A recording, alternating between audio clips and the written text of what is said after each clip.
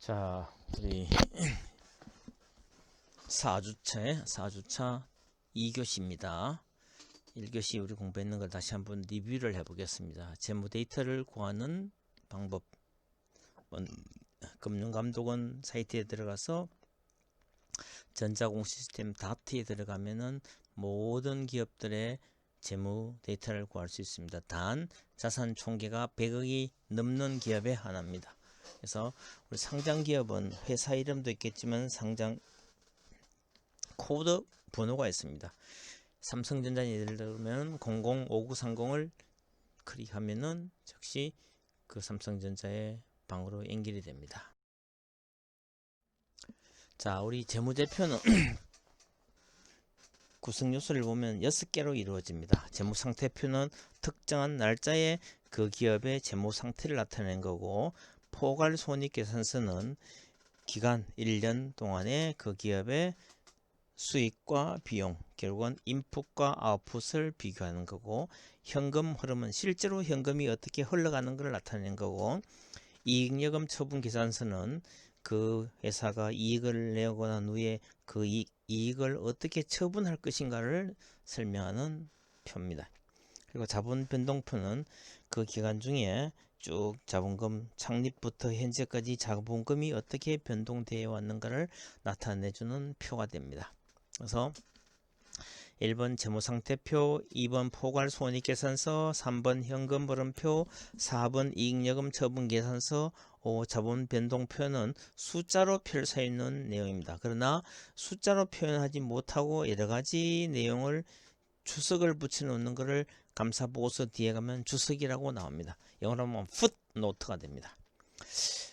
그와 같이 이와 같이 6개의 모든 재무 데이터가 1년에 한 번씩 나오는 상장 기업이든 비상장 기업이든 간에 그 기업이 결산을 하고 난 후에 감사, 공인회계사의 감사를 받고 나오는 감사 보고서에는 모든 내용이 다 들어갑니다.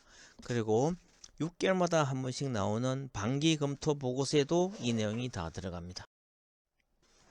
그래서 지금 1교시에 우리가 공부했는 거 재무 비율 분석하는 데서 재무상태표와 손익계산서 그리고 현금 흐름표 등등에 나와 있는 데이터를 갖고 우리가 한번 비율 분석을 1번, 2번, 3번을 해보았습니다.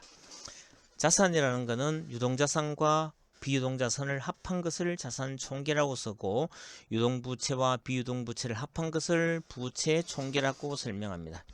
자본 총계는 자본금과 자본잉여금과 이익여금 세 개를 합한 것을 자본 총계라는 표현을 쓰고, 자본 총계를 다른 말로 하면은 자기 자본이라는 표현도 되고 또는 순자산이라는 개념으로도 설명이 가능합니다. 그리고 부채 총계는 또는 총부채 또는 타인 자본이라고도 설명할 수 있고, 자산 총계를 총자산이라는 말과 똑같은 내용이 됩니다. 그래서 이와 같이 우리가 데이터를 주어졌을 때 자산 총계는 부채 총계와 자본 총계의 합이다. A는 B와 C의 합으로 된다. 그렇게 했고, 이 기업이 매출액이 1000억이고 영업이익이 200억이고 당기순이익이 100억이고 이자 비용이 80억이고 현주가가 10만원이지만 액면가 5천짜리고 영업현금 흐름이 80억이라고 주어진다면 이 기업의 재무 비율을 우리가 계산을 지금 하고 있습니다. 첫 번째가 부채 비율이라는 것은 부채 총계와 자본 총계 간의 비율이 되는 겁니다. 그래서 계산을 이 시계에서 계산을 하면은 부채 총계가 400억이고 자본 총계가 300억이기 때문에 400억을 300으로 나누어서 100% 곱하는 133.33 나옵니다. 그다음에 유동 비율은 유동자산을 유동부채로 나누어서 곱하기 100을 하는 겁니다. 그래서 300 나누기 200 하면은 150%가 합니다. 자, 우리 유동비율은 current ratio라는 표현을 쓰고, 당좌비율은 quick ratio라고 합니다. 당좌 자산은 quick assets인데 유동자산에서 재고자산을 빼고 남는 것이 당좌자산이 되는 겁니다. 자, 당좌 비율은 당좌자산을 유동부채로 나눠주기 때문에 200 나누기 200 곱하기 100% 하면 100%가 됩니다. 자, 여기 1교시까지 공부했는 거고, 이번 시간에 공부할 거는 이자 보상 배율이라는 개념입니다. 영어로 하면 ICR, Interest Coverage Ratio라고 이렇게 설명할 수 있는데, 이 내용은 뭐냐면은 기업이라는 거는 항상 자기 자본도 있겠지만 타인 자본, 돈을 빌려서 우리가 기업을 경영하다 보면 그 빌린 돈에는 반드시 이자가 나가기 때문에 1년에 이자로 나가는 총 비용을 이자 비용이라고 하면은 그 기업이 1년간 열심히 영업을 해서 영업이익과 이자 비용과의 관계를 한번 보는 겁니다. 그죠?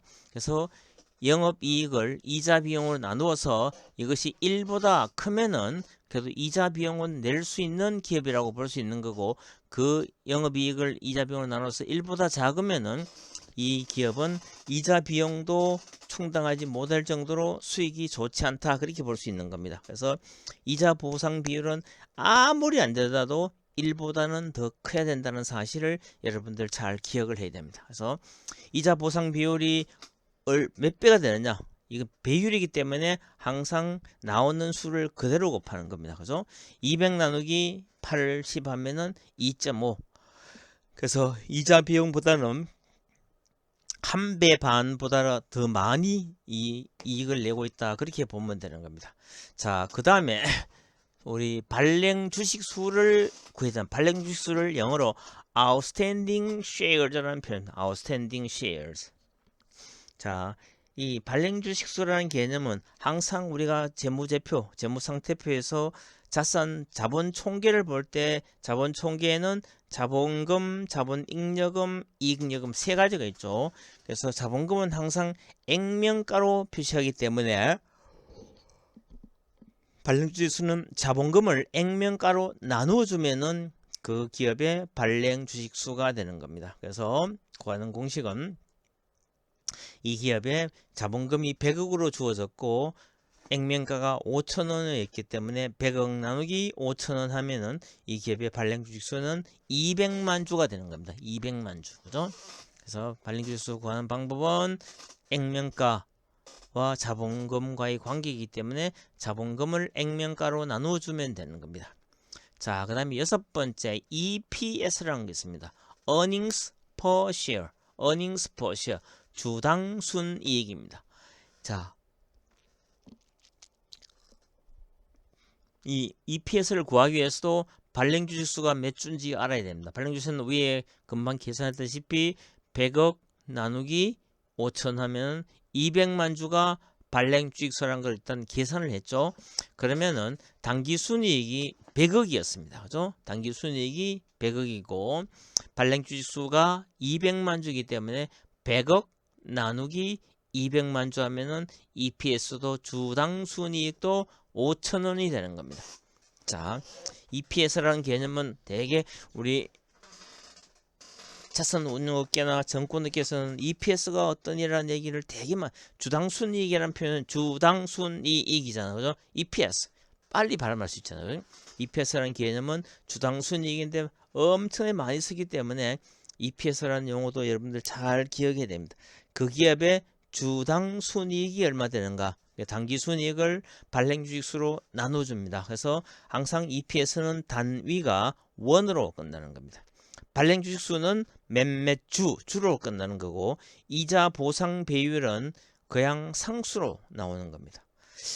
앞 시간에 우리 부채 비율이나 유동 비율이나 당좌 비율은 항상 곱하기 100%를 하기 때문에 숫자도 나오는 수가 몇 %로 나오는 겁니다. 그죠? 비율과 배율의 차이는 뭐냐면 비율이라는 거는 항상 나누어서 100%를 곱해주는 거고 배율은 숫자를 그대로 표시하는 것이 배율이 되겠습니다.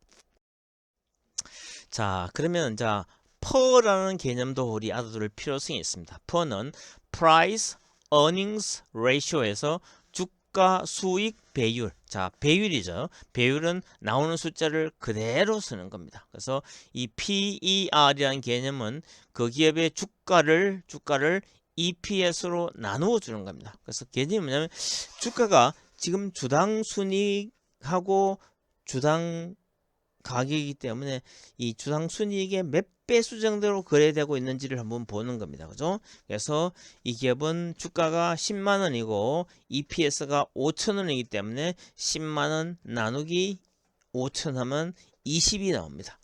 자, 그러면 이거는 비교를 할 때, 자, 동종 업종, 같은 업종, 예를 들면 삼성전자와 LG전자를 비교해보고, 예를 들면 아모레퍼시픽과 LG 생활건강을 비교해보고, 그리고 그 기업이 속하는 산업 전체의 평균하고도 한번 비교해보는 것도 아주 유용하다고 생각하는 겁니다. 그래서 푸어가 너무 높다고 반드시 나쁜 것만도 아니고, 푸어가 너무 낮다고 꼭 좋은 것만도 아니라는 사실을 여러분들 항상 이 비교를 해서 비교상에서 어느 정도 위치에 있는지를 보는 게 되게 중요합니다.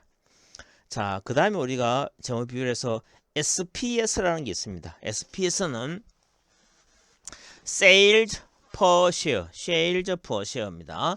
매출액을 발행 주식수로 나누어 주는 겁니다. 발행 주식수로 나누어 주는 것이 Sales per Share가 되는데, 자, 이 기업의 매출액은 1000억이었습니다. 1000억이고 이 기업 발행 주식수는 200만 주였죠. 그래? 1000억 나누기 200만 주 하면은 SPS는 5만 원이 됩니다. 5만 원. 자, 이 기업은 한 주당 매출액이 5만 원에 속한다. 그렇게 볼 수 있는 겁니다. 그죠?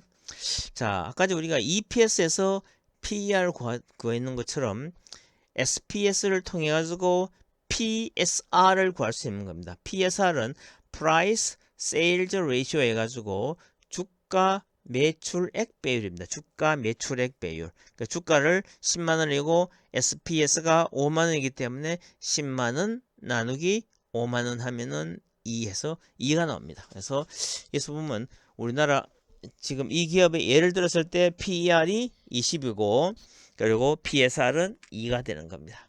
자, 이 다 모든 지표와 지수는 다 상대적이라는 사실을 알아야 합니다. 반드시 높다고 좋은 것만도 아니고 낮다고 반드시 낮은 것만도 아니기 때문에 항상 모든 데이터는 상대적이라는 사실을 여러분들 인식을 좀 했으면 좋겠습니다.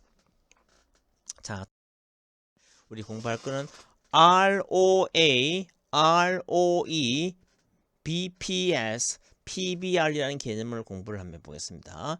자, ROA라는 개념은 Return on Asset. 자, 총 자산 수익률을 우리가 ROA라는 표현을 씁니다. ROA.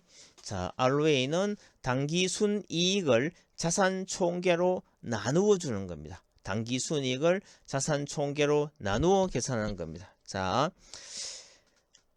이 기업 같은 경우에는 당기 순이익이 100억이었죠. 100억이고 자산 총계가 700억이었기 때문에 자, 100 나누기 700. 그 다음에 곱하기 100%. 자, 총자산 수익률이기 때문에. 자, 그러면은 100 나누기 700 곱하기 100 하면은 14.29%가 나옵니다. 14.29%. 그러니까 이 기업의 자산이 100이라면은 100개라는 자산 가운데서 당기순이익은 14.29%가 당기순이익이다. 이렇게 보면 되는 겁니다. 자, 그 다음에 나오는 건 또 ROE라는 게 나옵니다. ROE. ROE는 Return on Equity. equity 하면 자기 자본이라는 개념이 되고 asset 하면은 자산이라는 개념이기 때문에 return on equity는 자기 자본 수익률. 자, 아까 교수님이 재무 상태를 보면서 왼쪽 차변에는 자산 계층이 있고 오른쪽 대변에는 부채와 자본이 있다고 얘기를 했죠. 자, 부채는 다른 말로 부채 총계는 다른 말로 하면은 타인 자본 또는 총부채라고 그렇게 볼 수 있는 거고 밑에 자본 총계는 자기 자본으로도 설명을 할 수 있는 겁니다. 그래서 자, 그러면 이 자기 자본 수익률이라는 개념은 당기 순이익을 자본 총계, 결국은 자기 자본이라는 게 자본 총계하고 같은 개념이기 때문에 당기 순이익을 자본 총계로 나누어서 곱하기 100% 하면은 답이 나오는 겁니다. 자, 그래서 100을 300으로 나누고 그리고 곱하기 100% 하면은 33.33%가 나오게 되는 겁니다. 자, 이것이 바로 이 기업의 ROE의 개념이 되는 겁니다. 자, 그러면 우리 여기서 봤을 때 ROA와 ROE 이 두 개의 개념을 봤을 때 어느 것이 항상 크다고 볼 수 있냐 얘기죠. 자, 기업이 정상적으로 수익을 내고 조금씩 고잉 컨선 한다면은 항상 ROA보다는 ROE가 더 숫자가 더 커질 수밖에 없습니다. 왜냐하면 분자는 전부 다 100억으로 똑같은데 위에 ROA는 총자산으로 나눠주기 때문에 700으로 나눠주고 ROE는 총자산에서 부채를 빼고 남는 자본 총계로 나눠지기 때문에 항상 자본 총계보다는 자산 총계가 더 큽니다. 그래서 숫자상으로 위에 분자는 당기순이익이 똑같은데 나눠주는 것을 자산 총계가 자본 총계보다 크기 때문에 더 큰 것으로 나눠주면은 나오는 답은 더 적어지는 거죠. 그죠? 그래서 항상 ROA는 항상 ROE보다는 절대로 높을 수가 없다. 그래 보는 겁니다. 그래서 그거는 우리 이 자산 총자산이라는 개념과 자기 자본 총계라는 개념이 어떤 역학관계를 갖고 있는가를 모르면은 그것도 이해가 안 가죠. 그죠? 자, 항상 다시 한번 설명하면 ROA라는 개념은 당기 순이익을 자산 총계로 나누어 주는 것을 ROA라는 표현을 쓰고 그 ROE는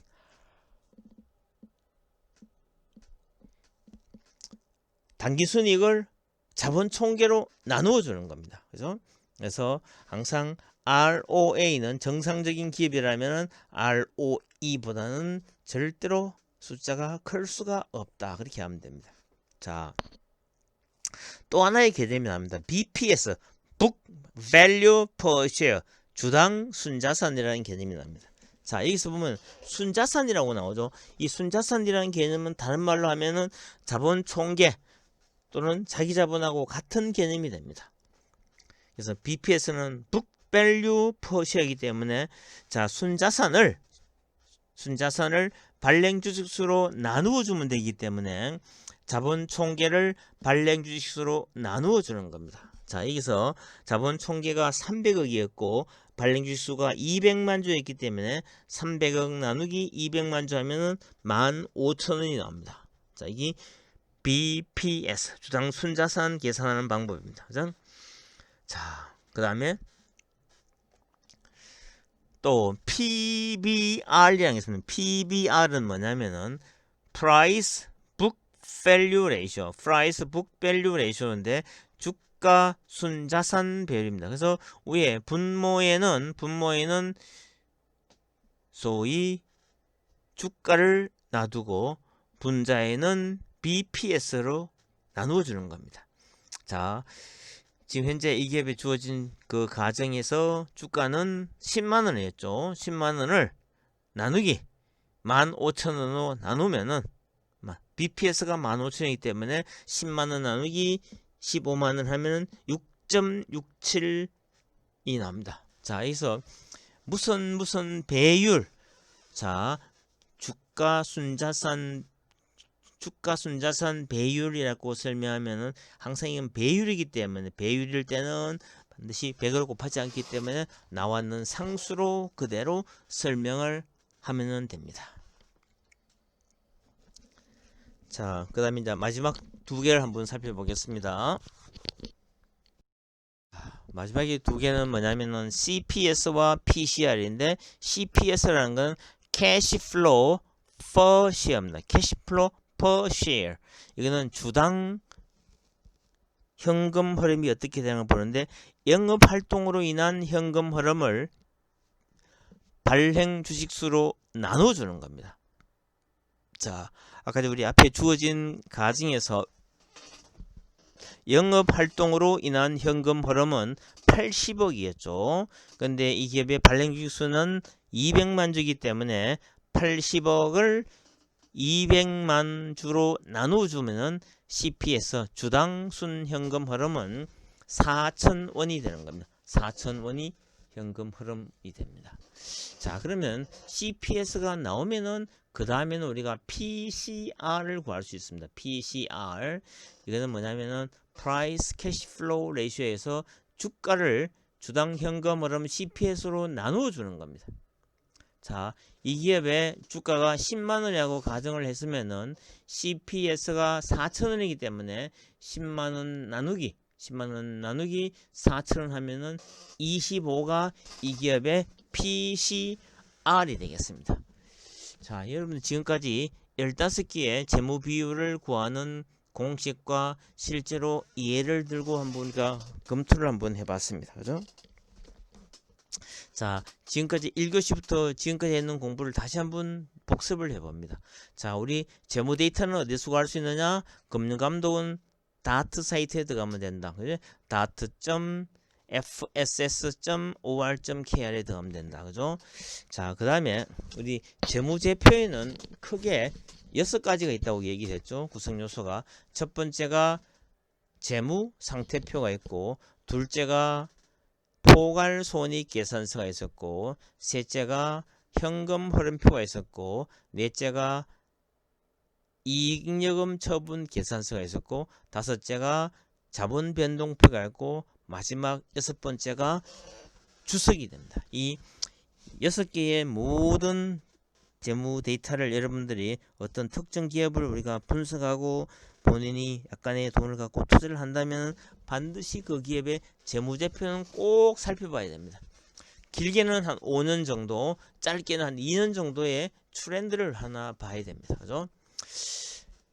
자, 그러면은 그 재무상태표에는 왼쪽에 차변에는 자산에는 유동자산과 비유동자산을 합한 것을 자산총계라고 했고, 오른쪽 대변에 보면은 부채는 유동부채와 자본부채의 유동부채와 비유동부채의 합이 부채의 총계가 됩니다. 그 다음에 자본총계에는 자본금과 이익여금과 자본잉여금 세 개를 합한 것이 자본총계가 되기 때문에 자산이라는 것은 부채 플러스 자본이 된다는 사실을 여러분들 잘 기억해야 됩니다. 첫 번째 우리 비율 계산에서 부채 비율은 부채 총계를 자본 총계로 나누어줘서 곱하기 100을 하면 되고, 그 다음에 유동 비율이라는 것은 유동자산을 유동부채로 나누어서 곱하기 100을 하면 되는 거고, 그리고 당좌 비율이라는 것은 퀵 레이쇼인데 당좌자산을 유동부채로 나누어서 곱하기 100을 하면 되는 겁니다. 자, 그 다음에 네 번째에 나오는 건 이자 보상 비율은 그 기업이 영업이익과 이자 비용과의 관계를 보는 거기 때문에 이자 보상 비율은 항상 상수로, 이거는 비율이기 때문에 100을 곱하지 않습니다. 그 다음에 발행 주식수라는 개념은 항상 자본금을 액면가로 나누면은 발행 주식수가 나옵니다. 자, 그 다음에 이제 본격적으로 수익 분석을 하는데 이 기업이 주당 순이익이 얼마인가? EPS, 당기 순이익을 발행 주식수로 나누어 주는 겁니다. 자, 그 다음에 PER이라는 개념은 주가를 EPS로 나누어 주는 거고, 그 다음에 SPS는 Sales Per Share는 주당 매출액이라는 개념은 매출액을 발행 주식수로 나누어 주는 겁니다. 자, 거기까지 계산되면 PSR이라는 개념이 나옵니다. PSR은 Price Sales Ratio이기 때문에 주가와 SPS를 나눠주는 겁니다. 그죠? 그렇게 계산하면 되고, 그 다음에 나오는 게 소위 BPS, Book Value Share에서 주당 순자산 개념은 자기 자본 총계를 발행 주수로 나누면 BPS가 됩니다. 그래서 거기 나오는 걸 갖고 PBR을 구하는 겁니다. PBR, 주가를 BPS로 나누어 주는 것이 바로 소위 PBR이라는 개념이 됩니다. 자, 그 다음에 우리 나오는 것이 어떤 게 있느냐 보면은 CPS라는 게, CPS라는 거는 캐시 플로우 퍼시에서 주당 순현금 흐름입니다. 이거는 영업 활동으로 인한 현금 흐름을 발행 주식수로 나누어 주는 겁니다. 그 다음에 PSR은 주가를 CPS로 나누어 주는 것이 바로 PSR이 되는 겁니다. 자, 지금까지는 실제 기업의 데이터가 아니고 우리가 인위적으로 데이터를 주어서 우리가 계산을 한번 해봤는 겁니다. 그래서 한 10분 쉬었다가 3교시에는 우리 LG 생활건강이라는 2019년도 말에 실제 자본 재무 데이터를 갖고 마지막으로 총정리하면서 분석하는 시간을 갖도록 하겠습니다. 자, 10 minutes break time.